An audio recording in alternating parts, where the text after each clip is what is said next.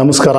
ಎಲ್ಲ ವಿಶ್ವಕರ್ಮ ಸಮಾಜ ಬಾಂಧವರಲ್ಲಿ ವಿನಂತಿಸಿಕೊಳ್ಳುವುದೇನೆಂದರೆ, ಏನಾದರೂ ನಮ್ಮ ವಿಶ್ವಕರ್ಮ ಸಮುದಾಯದ ಅಭಿವೃದ್ಧಿ ನಿಗಮದ ಯೋಜನೆಗಳು ಯಾವ ರೀತಿ ಇದೆ, ಹೇಗೆ ಅಪ್ಲೈ ಮಾಡಬೇಕು, ಹೇಗೆ ನಾವು ಅದನ್ನ ಸಂಪರ್ಕ ಮಾಡಬೇಕು, ಏನೋ ವಿಷಯಗಳು ಏನು ಬೇಕಾದಂದ್ರೆ ನೀವು ಈ ನಿಗಮ ಟಿವಿಯನ್ನು ವಾಚ್ ಮಾಡಿ ಹಾಗೂ ನೀವು ಸಬ್ಸ್ಕ್ರೈಬ್ ಆಗಿ ಅಂತ ಈ ಮೂಲಕ ತಮ್ಮಲ್ಲಿ ಕೇಳ್ಕೊತಾ ಇದ್ದೀನಿ.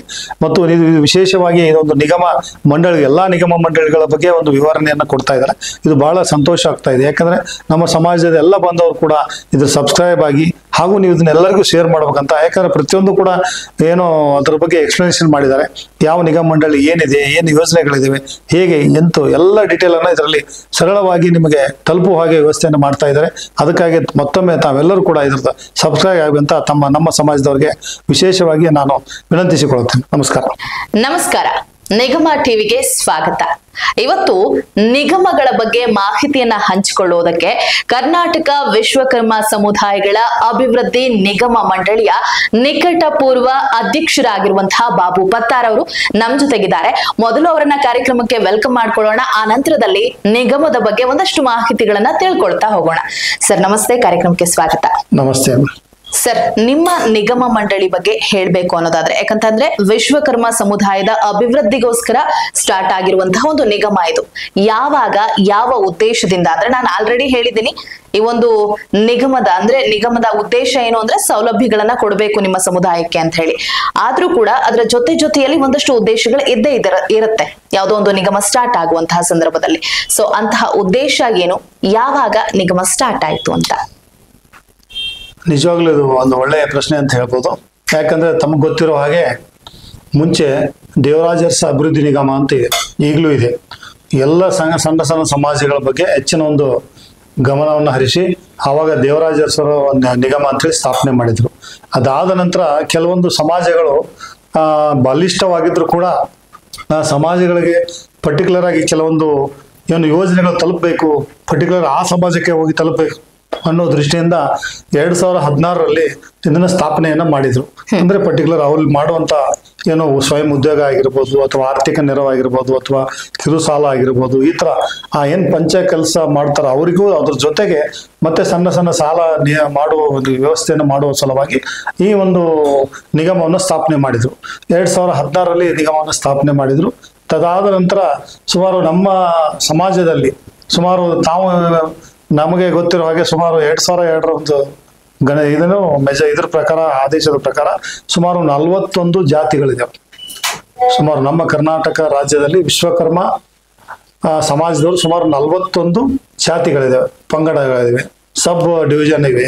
ಅದರಲ್ಲಿ 41 ಪಂಗಡಗಳಿರುವಂತ ನಮ್ಮ ಜಾತಿಗೆ ಅಟ್ಲೀಸ್ಟ್ ಒಂದು ಎಲ್ಲರಿಗೂ ಏನೋ ಒಂದು ಸಹಾಯವಾಗ್ಲಿ, ತುಂಬಾ ನಮ್ಮಲ್ಲಿ ಇನ್ನೊಂದು ಹೇಳ್ಬೇಕಂದ್ರೆ ತುಂಬಾ ಅತಿ ಕಡು ಬಡವರು ಇದ್ದಾರೆ. ಇವತ್ತು ನಾವು ಕಲೆಯಲ್ಲಿ ಮಾತ್ರ ಶ್ರೀಮಂತರಾಗಿದ್ವಿ,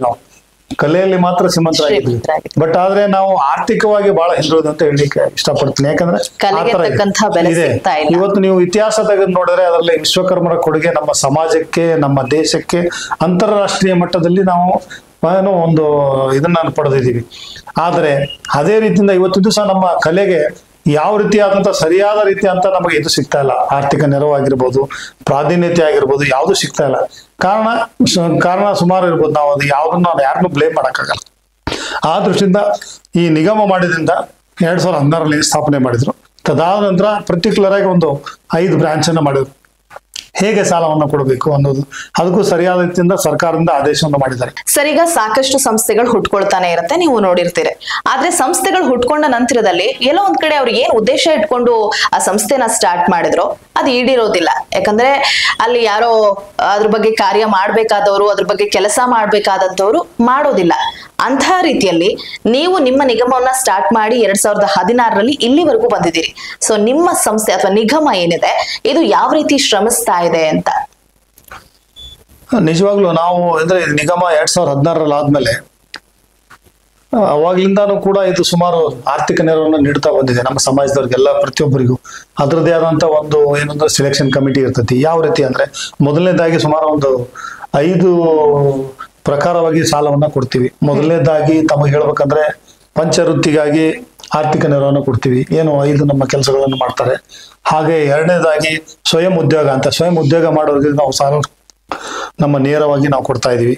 ಅದೇ ರೀತಿಯಾಗಿ ಬ್ಯಾಂಕ್ಗಳ ಸಹಾಯದೊಂದಿಗೆ ಸಾಲವನ್ನ ನಮ್ಮ ಸಮಾಜದವ್ರಿಗೆ ಕೊಡ್ತಾ ಇದ್ವಿ.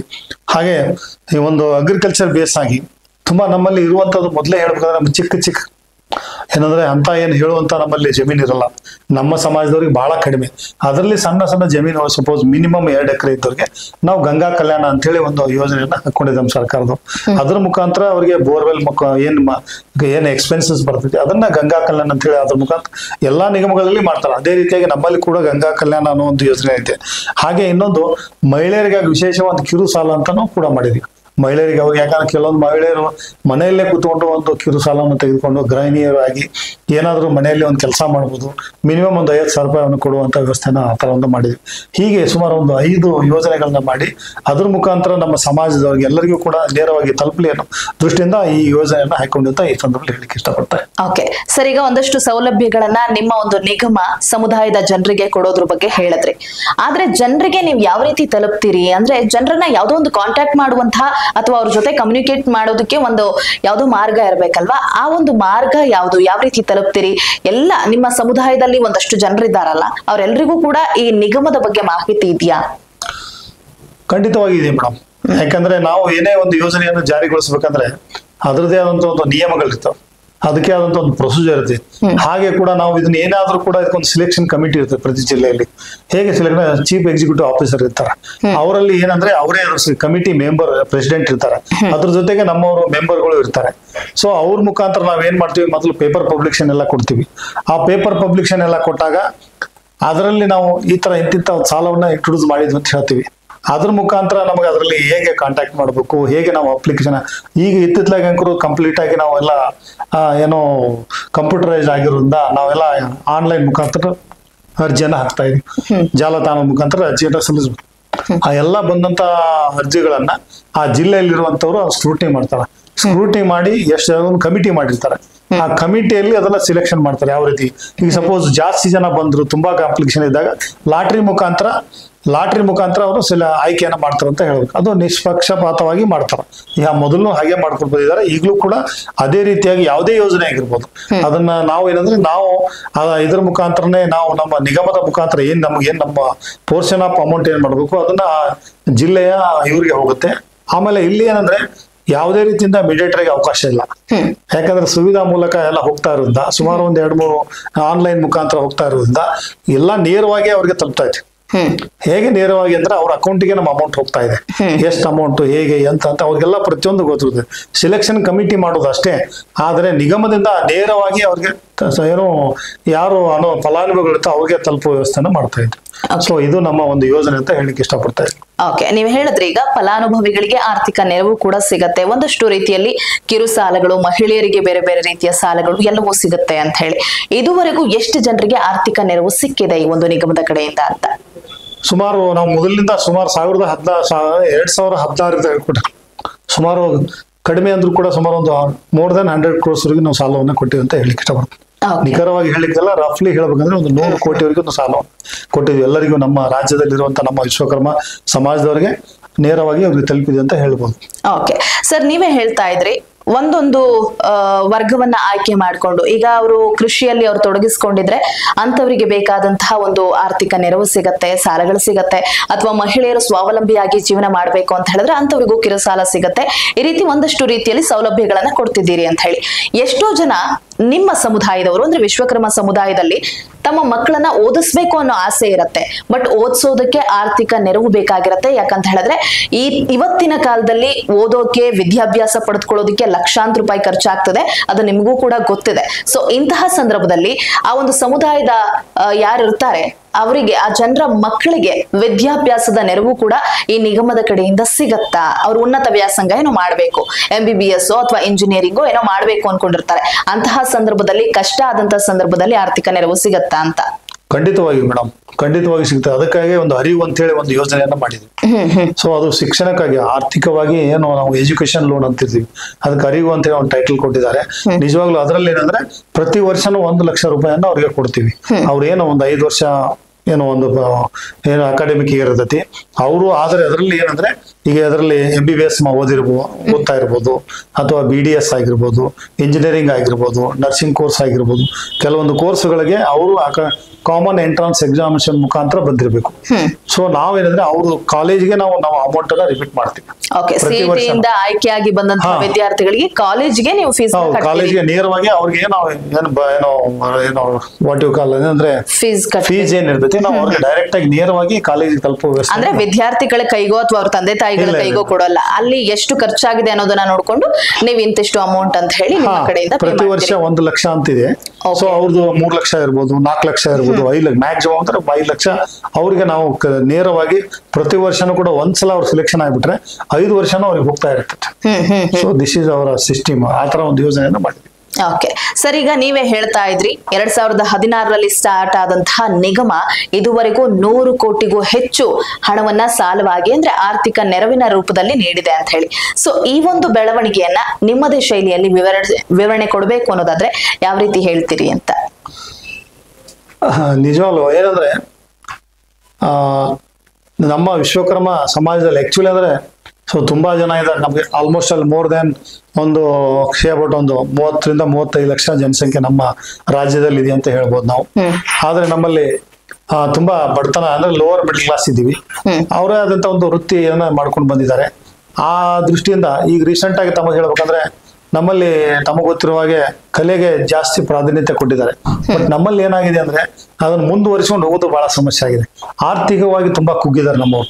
ಯಾಕಂದ್ರೆ ಇವತ್ತಿನ ದಿವಸದಲ್ಲಿ ಎಲ್ಲ ಮಾಡರ್ನೈಸ್ ಅಡ್ವಾನ್ಸ್ ಟೆಕ್ನಾಲಜಿ, ರಾಶಿ ಮಿಷಿನ್ ಹಿಡಿದು ಬಿತ್ತೂರಿಂದ ಇವತ್ತಿನ ದಿವಸ ಎಲ್ಲ ಟೆಕ್ನಾಲಜಿ ಬಂದಿದೆ.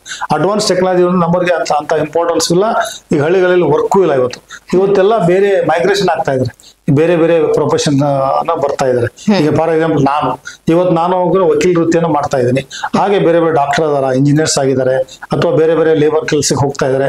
ಯಾಕಂದ್ರೆ ಅದನ್ನೇ ಮಾಡ್ಬೇಕಂದಾಗ ನಮಗೆ ಸೋರ್ಸ್ ಆಫ್ ಇನ್ಕಮ್ ಕಡಿಮೆ ಆಗುತ್ತೆ. ನಮ್ಮಲ್ಲಿ ವರ್ಕಿಂಗ್ ಕ್ಯಾಪಿಟಲ್ ಇಲ್ಲ. ಹಳ್ಳಿಗಳಲ್ಲಿ ಮುಂಚೆ ಏನಾಗ್ತಿದ್ರು ನಮ್ಮನ್ನೇ ಅವಲಂಬಿತರಾಗಿದ್ರು. ನಾವು ಇನ್ನೊಂದು ಹೇಳ್ಬೇಕಂದ್ರೆ ನಾವು ಇವತ್ತಿಗೂ ಕೂಡ ಹಳ್ಳಿಗಳಲ್ಲಿ ಎಲ್ಲ ಸಮಾಜದವರಿಗೆ ಅನ್ಯನ್ಯವಾಗಿದ್ದೀವಿ. ಯಾಕಂದ್ರೆ ಎಲ್ಲಾ ಸಮಾಜದವ್ರು ಚೆನ್ನಾಗಿದ್ದೀವಿ. ನಮ್ಮನ್ನು ಕೂಡ ಅವ್ರು ಇವತ್ತಿನ ದಿವಸ ಒಂದು ಒಳ್ಳೆ ಹೆಸರನ್ನ, ಒಳ್ಳೆ ನಮಗೆ ಮರ್ಯಾದೆಯನ್ನ, ಗೌರವನ್ನ ಕೊಡ್ತಾ ಇದ್ದಾರೆ. ಇವತ್ತಿನವರೆಗೂ ಕೂಡ ಅದೇ ರೀತಿಯಿಂದ ಇಟ್ಕೊಂಡಿದ್ವಿ. ಆದರೆ ಇವತ್ತಿನ ದಿವಸ ಎಲ್ಲ ಅಡ್ವಾನ್ಸ್ ಟೆಕ್ನಾಲಜಿ ಇರೋದ್ರಿಂದ, ಎಲ್ಲ ಯಂತ್ರೋಪಕರಣಗಳು ಬಂದಿರೋದ್ರಿಂದ ನಮಗೆ ಆದಂತ ನಮ್ಮದು ಇಂಪಾರ್ಟೆನ್ಸ್ ಕಡಿಮೆ ಆಗಿದೆ. ಸೊ ಈ ದೃಷ್ಟಿಯಿಂದ ಅವ್ರಿಗೆ ತುಂಬಾ ತೊಂದರೆ ಆಗ್ತಾ ಇದೆ. ಬರುವಂತ ದಿನಗಳಲ್ಲಿ ನಾವು ಮುಂದಿನ ಯೋಜನೆಗಳನ್ನ ನಾವು ಸರ್ಕಾರ ಮುಂದೆ ಇಡ್ತಾ ಇದೀವಿ. ಆದಷ್ಟು ಹೆಚ್ಚಿನ ರೀತಿಯಲ್ಲಿ ನಮ್ಮ ಏನು ಏನೋ ಅಭಿವೃದ್ಧಿ ಕೆಲಸಗಳಿದಾವೆ ಅದಕ್ಕೆ ಹೆಚ್ಚಿನ ರೀತಿಯಲ್ಲಿ ಅನುದಾನ ಬೇಕು, ಅಥವಾ ಹೆಚ್ಚಿನ ರೀತಿ ಸಾಲವನ್ನು ಕೊಡಬೇಕು. ಮಕ್ಕಳಿಗೂ ಕೂಡ ಇದು ಸಾಲ್ತಾ ಇಲ್ಲ. ನಾವು ಕೊಡ್ತಾ ಇರೋದು ತುಂಬಾ ವೇಳೆ ಕಡಿಮೆಯಲ್ಲಿ ಇದನ್ನ ಮಾಡ್ತಾ ಇದೀವಿ. ಹೆಚ್ಚಿಸಬೇಕು ಇನ್ನು. ಯಾಕಂದ್ರೆ ಪ್ರತಿ ಜಿಲ್ಲೆಯಲ್ಲಿ ಕೂಡ ನಾವು ತುಂಬಾ ಇದ್ದಾರೆ. ಒಂದೊಂದು ಜಿಲ್ಲೆಯಲ್ಲಿ ಸ್ವಸಹಾಯ ತಗೊಂಡ್ರು ಕೂಡ ನಮಗೆ 1 ರಿಂದ 3 ಲಕ್ಷ ಈ ತರ ಜನ ಇರ್ತಾರೆ. ಇದು ನಾವೆಲ್ಲನೂ ಕೂಡ ನಾವು ಇದನ್ನ ಸಮರ್ಪಕವಾಗಿ ಅವ್ರಿಗೆ ಬಳಸಕ್ಕಾಗಲ್ಲ. ತುಂಬಾ ಬಡತನದಲ್ಲಿ ನಮ್ಮಲ್ಲಿ ಇದರ ವಿದ್ಯಾವಂತರ ಆಗ್ಬೇಕಂತ ಆಸೆ ಇದೆ. ಆದ್ರೆ ಸರ್ಕಾರದಿಂದ ಸಿಗ್ತಾ ಇದೆ. ಇದನ್ನ ನಾವು ಸರಿಯಾದ ರೂಪದಲ್ಲಿ ಇನ್ನೂ ಹೆಚ್ಚಿನ ರೂಪದಲ್ಲಿ ಆದ್ರೆ ನಮ್ಗೆ ಒಳ್ಳೇದಾಗುತ್ತೆ ಅಂತ ನಾನು ಹೇಳಿಕ್ಕೆ ಇಷ್ಟಪಡ್ತಾ ಇದ್ದೀನಿ. ಓಕೆ ಸರ್, ಈಗ ಯಾವುದೋ ಒಂದು ಸಂಸ್ಥೆ ಅಥವಾ ನಿಗಮ ಯಾವುದೇ ಒಂದನ್ನ ತಗೊಂಡ್ರು ಕೂಡ ಸರ್ಕಾರದ ಮುಂದೆ ಒಂದಷ್ಟು ಬೇಡಿಕೆಗಳು ಇದ್ದೇ ಇರುತ್ತೆ. ನಮ್ಮ ನಿಗಮಕ್ಕೆ ಇಂಥದ್ದಾಗಬೇಕು, ನಿಗಮದ ಕಡೆಯಿಂದ ಇಂತಹ ಸಮುದಾಯ ಅಭಿವೃದ್ಧಿ ಆಗಬೇಕು ಅಂತ ಹೇಳಿ. ಸೊ ಆ ನಿಟ್ಟಿನಲ್ಲಿ ತಗೊಳ್ಳೋದಾದ್ರೆ ನಿಮ್ಮ ನಿಗಮದ ಬೇಡಿಕೆಗಳು ಏನು? ಸರ್ಕಾರದ ಮುಂದೆ ಏನಾದ್ರೂ ಬೇಡಿಕೆಗಳಿದೆಯಾ? ಖಂಡಿತ ಇದೆ, ಎಲ್ಲ ಸಮಾಜದಲ್ಲಿ ಇದೆ. ಹಾಗೆ ನಮ್ಮ ಸಮಾಜದಲ್ಲಿ ಇದೆ. ನಿಜವಾಗ್ಲೂ ಏನಂದ್ರೆ ನಮ್ಮದು ಒಂದು ಬೇಡಿಕೆ ಏನಂದ್ರೆ, ನಮ್ಮ ಮುಂದಿನ ದಿನಗಳಲ್ಲಿ ನಾವು ಆಲ್ರೆಡಿ ಪ್ರೊಸೆಸ್ ಅನ್ನು ಮಾಡಿದೀವಿ. ಮುಂದಿನ ದಿನಗಳಲ್ಲಿ ನಮ್ಮ ಸಮಾಜದ ಪರವಾಗಿ, ನಮ್ಮ ಸಮಾಜದ ವತಿಯಿಂದ ನಾವೇನ್ ಕೇಳ್ಕೊಳ್ತೀವಿ ಸರ್ಕಾರಕ್ಕೆ, ಹೆಚ್ಚಿನ ರೀತಿಯಲ್ಲಿ ನಮಗೆ ಮುಂದೆ ಬರುವಂತ ರೀತಿಗಳಲ್ಲಿ ಪ್ರತಿ ಜಿಲ್ಲೆಯಲ್ಲಿ ಒಂದು ವಿಶ್ವಕರ್ಮ ಭವನ ಆಗ್ಬೇಕಂತ. ವಿಶ್ವಕರ್ಮ ಭವನ ಆಗಿ ಆ ವಿಶ್ವಕರ್ಮ ಭವನದಲ್ಲಿ ನಮ್ಮಲ್ಲಿ ಏನಂದ್ರೆ ಎಲ್ಲ ಉದ್ಯೋಗ ಮಾಡುವಂತವ್ರು ಅಲ್ಲಿ ಅದನ್ನ ಸದುಪಯೋಗ ಪಡ್ಕೋಬೇಕು. ಪ್ರತಿ ಜಿಲ್ಲೆಗೂ ಒಂದು ಭವನ ಆದ್ರೆ ಅದರಲ್ಲಿ ಅವ್ರಿಗೆ ಉದ್ಯೋಗವನ್ನು ಪಡ್ಕೊಳ್ಬೇಕು, ಅಥವಾ ಉದ್ಯೋಗ ಟ್ರೈನಿಂಗ್ ಸೆಂಟರ್ ಆಗಬೇಕು. ಸ್ಕಿಲ್ ಡಿಪಾರ್ಟ್ಮೆಂಟ್ ಇಂದ ಅದು ಸ್ಕಿಲ್ ನಮ್ಮ ಪರ್ಟಿಕ್ಯುಲರ್ ಆಗಿ ಸಮಾಜಕ್ಕೆ ಒಂದು ಸ್ಕಿಲ್ ಡಿಪಾರ್ಟ್ಮೆಂಟ್ ಅನ್ನ ಉದ್ಘಾಟನೆಯನ್ನು ಮಾಡಿ ಅದರಿಂದ ಬರುವಂತ ಏನು ಅಲ್ಲಿ ಟ್ರೈನಿಂಗ್ ತಗೊಂಡಂತವ್ರಿಗೆ ನಮ್ಮ ಬರುವಂತ ಅದು ಮುಂಚೆ ವಂಶ ಪರಂಪರೆಗೆ ಕಂಟಿನ್ಯೂಟಿ ಆಗ್ಬೇಕು. ನಮ್ಮ ಕೆಲಸಗಳೇನಿದಾವೆ, ಡಿಸೈನ್ ಏನಿದಾವೆ, ಆಮೇಲೆ ಶಿಲ್ಪ ಕಲೆ ಏನಿದೆ, ಅಥವಾ ಲೋಹದ ಕೆಲಸ ಏನಿದೆ, ಎರಕದ ಕೆಲಸ ಇದೆ, ಇವು ಮುಂದುವರಿಬೇಕು. ಯಾಕಂದ್ರೆ ಇದು ಮುಂದೆ ಮಾಡುವಂಥದ್ದು ಬಹಳ ಕಷ್ಟ ಆಗಿದೆ. ನಮಗೆ ಅವ್ರಿಗೆ ಆರ್ಥಿಕ ಸಹಾಯ ಆಗ್ಬೇಕು ಸರ್ಕಾರದಿಂದ, ಅಂತ ಒಂದು ವ್ಯವಸ್ಥೆ ಆಗ್ಬೇಕು. ಅದ್ರ ಜೊತೆಗೆ ನಮ್ಮ ಸಮಾಜಕ್ಕೆ ಪ್ರತಿ ಜಿಲ್ಲೆಯಲ್ಲಿ ಒಂದು ವಿದ್ಯಾರ್ಥಿ ನಿಲಯ ಆಗ್ಬೇಕಂತ ನಮ್ದೊಂದು. ಪ್ರತಿ ಜಿಲ್ಲೆಯಲ್ಲಿ, ಯಾಕಂದ್ರೆ ನಮ್ಮಲ್ಲಿ ಹಳ್ಳಿಗಳಲ್ಲಿ ಓದಿಸೋ ಕಷ್ಟ ಆಗ್ತಾ ಇದೆ. ಪ್ರತಿ ಜಿಲ್ಲೆಯಲ್ಲಿ ಒಂದು ವಿದ್ಯಾರ್ಥಿ ನಿಲಯ ಆದ್ರೆ ನಾವು ಅದ್ರ ಮುಖಾಂತರ ನಮಗೆ ಪರ್ಟಿಕ್ಯುಲರ್ ಆಗಿ ನಮ್ಮ ಸಮಾಜಕ್ಕೆ ಆದ್ರೆ ನಮ್ಮಲ್ಲಿ ಕೂಡ ಒಂದು ಪ್ರತಿಭಾವಂತರುಗಳಿದ್ದಾರೆ. ಒಳ್ಳೊಳ್ಳೆ ಎಜುಕೇಶನ್ ಅಷ್ಟೇ ಅಲ್ಲ, ನಮ್ಮ ಕಲೆಗೆ ಹೆಚ್ಚಿನ ಒಂದು ಮಹತ್ವ ಕೊಟ್ಟಂಗೆ ಆಗುತ್ತೆ ಅಂತೇಳಿ ನಮ್ದೊಂದು ಅದೊಂದು ಬೇಡಿಕೆ ಇದೆ. ಪ್ರತಿ ಜಿಲ್ಲೆಯಲ್ಲಿ ಒಂದು ವಿದ್ಯಾರ್ಥಿ ಭವನ ಆದ್ರೆ ಅದಕ್ಕೆ ಒಂದು ನಾವು ಮುಂದಿನ ದಿನಗಳಲ್ಲಿ ಸರ್ಕಾರ ಮುಂದನೂ ಕೂಡ ಅದನ್ನು ಪ್ರಸ್ತಾವನೆಯನ್ನು ಕೊಡ್ತಾ ಇದ್ವಿ. ಅದು ಆಗ್ಬೇಕಂತ ನಮ್ಮದೊಂದು ಆಸೆ ಇದೆ. ಸರ್, ಈಗ ಸಂಸ್ಥೆ ಅಥವಾ ನಿಗಮ ಅಂತ ಅಂದ್ರೆ ಅಲ್ಲಿ ಕೆಲಸ ಮಾಡುವಂತವ್ರಾಗಿರಬಹುದು ಅಥವಾ ಅದರ ಸದುಪಯೋಗ ಪಡ್ಕೊಳ್ತಾ ಇದ್ದವರು ಒಂದು ಟೈಮ್ ನಲ್ಲಿ ನಮಗೇನೋ ಸೌಲಭ್ಯ ಸಿಗ್ತಾ ಇಲ್ಲ, ಇಂಥದೊಂದು ಬೇಡಿಕೆ ಈಡೇರಿಲ್ಲ ಅಂತ ಸಂದರ್ಭದಲ್ಲಿ ಪ್ರತಿಭಟನೆ, ಹೋರಾಟ ಅನ್ನೋ ಹಾದಿನ ಹಿಡಿತಾರೆ. ನಿಮ್ಮ ಒಂದು ನಿಗಮದಲ್ಲಿ ಆ ರೀತಿಯ ಒಂದು ಪರಿಸ್ಥಿತಿ ಯಾವಾಗ್ಲೂ ಉದ್ಭವ ಆಗಿಲ್ವಾ? ಇಲ್ಲ, ನಮ್ಮಲ್ಲಿ ಏನಂದ್ರೆ ನಾವು ಬಹಳ ಸರಳವಾದಂತ ವ್ಯಕ್ತಿಗಳು. ನಮ್ಮ ಸಮಾಜದಲ್ಲಿ ಬಹಳ ಮೃದು ಸ್ವಭಾವದವರು. ಏನೇ ಇದ್ರೂ ಕೂಡ ನಾವು ಒಂದು ಕೇಳ್ಕೊಂಡು ಆತರ ನಾವು ಏನೇ ಒಂದು ಸ್ಟ್ರೈಕ್ ಆಗಲಿ ಆತರ ಏನಿಲ್ಲ. ಸರ್ಕಾರ ನಮಗೆ ಬೆಂಬಲಿಸಿದೆ ನಮ್ಮಲ್ಲಿ. ಯಾಕಂದ್ರೆ ನಮ್ಮದೇ ಆದಂತ ನಮ್ದು ಕೌಶಲ್ಯತೆ ಇದೆ, ನಾವು ಅಂತ ಮಾಡುವಂತ ಪ್ರಸಂಗ ಬಂದಿಲ್ಲ. ಯಾಕಂದ್ರೆ ನಮ್ಮ ಸರ್ಕಾರ ರೆಸ್ಪಾನ್ಸ್ ಕೊಟ್ಟಿದೆ, ಯಾವುದೇ ಸರ್ಕಾರ ಆಗ್ಲಿ ನಮ್ಗೆ ರೆಸ್ಪಾನ್ಸ್ ಕೊಟ್ಟಿದ್ದಾರೆ. ಬಟ್ ನಮಗೇನಂದ್ರೆ ಮುಂದಿನ ದಿನಗಳಲ್ಲಿ ನಮಗೂ ಕೂಡ ಹೆಚ್ಚಿನ ಒಂದು ಆದ್ಯತೆಯನ್ನು ಕೊಡಬೇಕು. ನಮಗೂ ಏನಾದ್ರು ನಮ್ಮದೇ ಆದಂತ ಒಂದು ಒತ್ತಡಗಳಿದಾವೆ. ಸರ್ಕಾರದಿಂದ ನಾವು ಸುಮಾರು ಬೇಡಿಕೆಗಳನ್ನ ಇಡ್ತಾ ಇದೀವಿ. ಸರ್, ಈಗ ಕೇಂದ್ರದ ಕಡೆಯಿಂದ PM ವಿಶ್ವಕರ್ಮ ಯೋಜನೆಯನ್ನ ಜಾರಿಗೆ ತರ್ತಾರೆ. ಅದರಿಂದ ಒಂದಷ್ಟು ಜನರಿಗೆ ನೆರವಾಗಬೇಕು ಅಂತ ಹೇಳಿ, ಅದು ಎಷ್ಟು ಜನರಿಗೆ ಯಶಸ್ವಿಯಾಗಿ ಸಿಗ್ತಾ ಇದೆ ಅಂತ? ನಿಜವಾಗ್ಲೂ ಅವರು ಎಸ್ಪೆಷಲಿ ನಮ್ಮ ಸಮಾಜದ ಬಗ್ಗೆ ಸನ್ಮಾನ್ಯ ಪ್ರಧಾನಮಂತ್ರಿಗಳಾದಂಥ ಮೋದಿ ಅವರು ಬಹಳ ವಿಶೇಷವಾದಂಥ ಕಾಳಜಿ ಇದೆ. ಯಾಕಂತ ಹೇಳಿದ್ರೆ ಅವರು ನಮ್ಮ ಸಮಾಜದ ಬಗ್ಗೆ ಅವ್ರು ನೋಡಿದ್ದಾರೆ, ಅರ್ಥ ಆಗಿದೆ ಅವ್ರಿಗೆ. ಇವತ್ತು ನಮ್ಮ ಅಂತಾರಾಷ್ಟ್ರೀಯ ಮಟ್ಟದಲ್ಲಿ ನಮ್ಮ ಕಲೆ ಅಥವಾ ನಮ್ಮ ಸಂಸ್ಕೃತಿ ಪಾರಂಪರಿಕತೆಯನ್ನು ಇವತ್ತು ವಿಜೃಂಭಿಸುತ್ತದೆ, ಮತ್ತೆ ಅದು ಬೇರೆ ಅಂತಾರಾಷ್ಟ್ರೀಯ ಮಟ್ಟದಲ್ಲಿ ಪಡೆದ ಅಂದ್ರೆ ಅದಕ್ಕೆ ವಿಶ್ವಕರ್ಮರ ಕೊಡುಗೆ ಬಹಳ ಇದೆ ಅಂತ ಅನ್ನೋದೊಂದು ಅವ್ರಿಗೆ ಒಂದು ಖಾತ್ರಿ ಆಗಿದೆ. ಅದು ನಿಜಾನೂ ಕೂಡ, ನಾವೇನು ಇದನ್ನ ಹೇಳ್ತಾ ಇಲ್ಲ. ಆ ಒಂದು ದೃಷ್ಟಿಯನ್ನು ಇಟ್ಕೊಂಡು ಈ ಸಮಾಜದ ಹೆಸರು ಜೊತೆಗೆ ಈ ಸಮಾಜಕ್ಕೆ ಒಂದು ಹೆಸರು ಕೊಟ್ಟಂಗಾಗುತ್ತೆ. ಈ ಸಮಾಜದ ಒಂದು ಅಡಿಯಲ್ಲಿ ಸುಮಾರು 18 ಸಮಾಜಗಳು ಯಾರು ಈ ಕೆಲಸವನ್ನ ಮಾಡ್ತಾರೆ, ಸಣ್ಣ ಸಣ್ಣ ಕೆಲಸ, ಕೈ ಕೆಲಸವನ್ನ ಮಾಡ್ತಾರೆ, ಅಂಥವ್ರಿಗೆ ಸುಮಾರು 13,000 ರೂಪಾಯಿ 13,000 ಕೋಟಿಯನ್ನು ಈ ಯೋಜನೆ ಅಡಿಯಲ್ಲಿ ಸ್ಥಾಪಿಸಿದ್ದಾರೆ. ಇದು ನಿಜವಾಗ್ಲೂ ನಮಗೆ ಬಹಳ ಸಂತೋಷ ಅನಿಸ್ತದೆ. ಇವತ್ತೆಲ್ಲರೂ ಹೋಗಿ ನೋಡಿದ್ರು ಕೂಡ PM ವಿಶ್ವಕರ್ಮ ಯೋಜನೆ ಅಂದ್ರೆ ಆ ವಿಶ್ವಕರ್ಮ ಸಮಾಜಕ್ಕೆ, ನಮ್ಮ ಸಮಾಜಕ್ಕೆ ಕೊಟ್ಟಂತ ಒಂದು ಗೌರವ ಅಂತ ನಾಳೆಗೆ ಹೇಳಿಕ್ಕೆ ಇಷ್ಟಪಡ್ತಾ ಇದ್ದೀನಿ. ಅದ್ರ ಜೊತೆಗೆ ಅವ್ರು ವಿಶೇಷವಾದಂತ ನಮ್ಮ ಸಮಾಜದಲ್ಲಿ, ಯಾಕಂದ್ರೆ ತಮಗ ರೀಸೆಂಟ್ ಆಗಿ ನಮ್ಮ ವಾರಣಾಸಿಯಲ್ಲಿ ಆ ಏನು ಮಂಡಲದ ಒಂದು ಏನು ವಿಶ್ವಕರ್ಮ ಸಮಾಜದವರು ಒಬ್ರು ಹಂಸರಾಜ್ ವಿಶ್ವಕರ್ಮ ಅಂತಿದ್ದಾರೆ. ಅವ್ರನ್ನೂ ಕೂಡ ಇವತ್ತು ರಾಜ್ಯಸಭಾ MLC ಅನ್ನಾಗಿ ನಾಮಿನೇಷನ್ ಆಗಿ ಮಾಡಿದ್ದಾರೆ. ಅವರು ಅಂದ್ರೆ ನಮಗೆ ಎಷ್ಟು ಒಂದು ಮಹತ್ವವನ್ನು ಕೊಟ್ಟಿದ್ದಾರೆ. ಅದ್ರ ಜೊತೆಗೆ ಇನ್ನೊಬ್ರು ಹರಿಯಾಣದಲ್ಲಿ ಕೂಡ ಒಬ್ಬರು ರಾಜ್ಯಸಭಾ ಮೆಂಬರ್ ಅನ್ನಾಗಿ ಮಾಡಿದ್ದಾರೆ. ಆಮೇಲೆ ಇನ್ನೂ ಒಂದು ವಿಶೇಷವಾಗಿ ಹೇಳ್ಬೇಕಂದ್ರೆ ವೈಜಾಗ್ ಅಲ್ಲಿ ಯುದ್ಧ ಹಡಗು ಅಂತಾರ, ವಾರ್ಶಿಪ್ ಅಂತಾರ, ಅದಕ್ಕೂ ಕೂಡ ವಿಶ್ವಕರ್ಮ ಅಂತ ಹೇಳಿ ಒಂದು ನಾಮಿನೇಷನ್ ಅನ್ನ ಮಾಡಿದ್ದಾರೆ. ಹೀಗೆ ಸುಮಾರು 10 ಅವ್ರಿಗೆಲ್ಲ ಒಂದು ಇದು ಇದೆ, ಮುಂದಿನ ಯೋಜನೆಗಳಿದಾವೆ, ಹೇಗೆ ಮಾಡಬೇಕು, ಏನು ಯಾವ ಸಮಾಜಕ್ಕೆ ಯಾವ ರೀತಿ ನಾವು ಇಂಪಾರ್ಟೆನ್ಸ್ ಕೊಡಬೇಕು. ಆ ದೃಷ್ಟಿಯಿಂದ ಇವತ್ತಿನ ದಿವಸ ಅವರು ವಿಶ್ವಕರ್ಮ ಯೋಜನೆಯಲ್ಲಿ ಸುಮಾರು ಜನ ಅದನ್ನು ಬೆನಿಫಿಟ್ ತಗೋತಾ ಇದ್ದಾರೆ. ಇವತ್ತಿನ ದಿವಸದಲ್ಲಿ ವಿಶ್ವಕರ್ಮ ಯೋಜನೆಯಲ್ಲಿ ಅವ್ರಿಗೆ ಟ್ರೈನಿಂಗ್ ಆಗಿರ್ಬೇಕು, ಆ ಟ್ರೈನಿಂಗ್ ಪ್ರಕಾರ ಅವರು ಆನ್ಲೈನ್ ಅಲ್ಲಿ ಅಪ್ಲೈ ಮಾಡಬೇಕು, ಅವ್ರ ಫಲಾನುಭವಿಗಳಿಗೆ ಅದನ್ನ ಏನೋ ಅವ್ರಿಗೆ ಮುಟ್ಟಬೇಕು, ಸೆಂಟ್ರಲ್ ಗೌರ್ಮೆಂಟ್ ಇಂದ ಅದು ಮುಟ್ತಾ ಇದೆ. ಇದು ನಿಜವಾಗ್ಲೂ ನಮಗೆ ಬಹಳ ಸಂತೋಷ ಅಂತ ಇದೆ. ಓಕೆ, ಧನ್ಯವಾದಗಳು ಸರ್, ಸಾಕಷ್ಟು ಮಾಹಿತಿಯನ್ನ ಹಂಚಿಕೊಂಡ್ರಿ ನಿಗಮದ ಬಗ್ಗೆ. ನಮಸ್ಕಾರ ವೀಕ್ಷಕರೇ, ಇದಾಗಿತ್ತು ಈ ಹೊತ್ತಿನ ವಿಶೇಷ ಕಾರ್ಯಕ್ರಮ. ಇದೇ ರೀತಿಯ ವಿಶೇಷ ಮಾಹಿತಿಗಳಿಗಾಗಿ ನೋಡ್ತಾ ಇರಿ ನಿಮ್ಮ ನಿಗಮ TV.